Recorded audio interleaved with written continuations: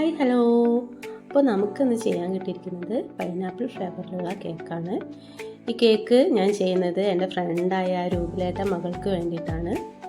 അപ്പോൾ മോള് എനിക്ക് അയച്ചു തന്നിരിക്കുന്നത് യൂണിക്കോൺ തീമിലുള്ള കേക്ക് ചെയ്യാനാണ്.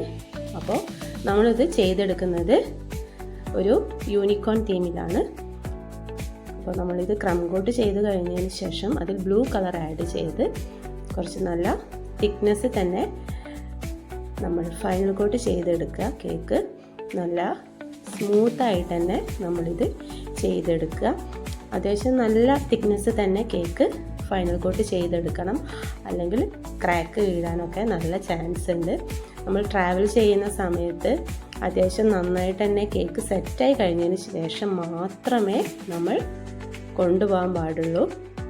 ഒരുപാട് ആൾക്കാർക്കൊക്കെ അങ്ങനെ പലതും സംഭവിച്ചിട്ടുണ്ടാവാം അല്ലേ.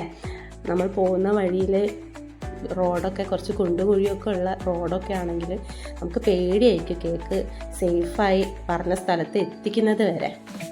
അപ്പോൾ കേക്ക് നമ്മൾ നല്ല രീതിയിൽ ഫൈനൽ കോട്ട് ചെയ്തെടുക്കുക. നല്ല ഫിനിഷ് ചെയ്ത് നല്ല രീതിയിൽ തന്നെ നമ്മളിത് ഫൈനൽ കോട്ട് ചെയ്തെടുക്കുക. അപ്പോൾ മോള് പ്രത്യേകം പറഞ്ഞിട്ടുണ്ട്, ആൻറ്റി എനിക്ക് ബ്ലൂ കളർ തന്നെ വേണം കേട്ടോ എന്ന്. അപ്പോൾ ഞാൻ അധികം ബ്ലൂ കളർ ആഡ് ചെയ്തിട്ടില്ല, കാരണം നമുക്ക് ബ്ലൂ കളർ കൂടുതൽ ആഡ് ചെയ്യുമ്പോൾ ഇടയ്ക്ക് ബിറ്റർ ടേസ്റ്റ് കയറി വരാനുള്ള സാധ്യത വളരെ കൂടുതലാണ്. അപ്പോൾ ഞാൻ വളരെ കുറച്ച് മാത്രമേ ബ്ലൂ കളർ ക്രീമിൽ ആഡ് ചെയ്തിട്ടുള്ളൂ. ഞാൻ എപ്പോഴും കളർ ആഡ് ചെയ്യുമ്പോൾ ഞാൻ ശ്രദ്ധിച്ചാണ് കളർ ആഡ് ചെയ്യുക. അപ്പോൾ നമ്മൾ ഫൈനൽ കോട്ട് ചെയ്ത് കേക്ക് ഫിനിഷാക്കി എടുത്തിട്ടുണ്ട്.